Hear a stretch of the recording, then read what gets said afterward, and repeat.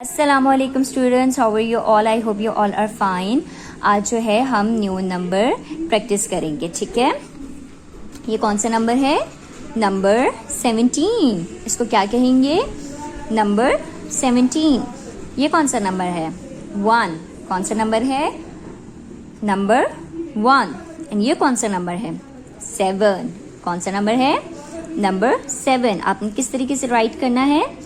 पहले तो आपने एक स्ट्रेट लाइन लगानी है, इस बॉक्स में 1 लिखना है, एंड देन इस बॉक्स में आपने इस डॉट से राइट साइड पे जाना है, एंड देन नीचे की तरफ आ जाना है। बहुत इजी है। ये क्या बन जाएगा? 7। 1 एंड 7, ये क्या है? 17। दोबारा से लिखें, 1 राइट डाउन 7 यानी 17।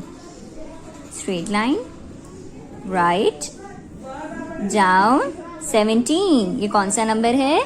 नंबर 17। ये कौन सा नंबर है?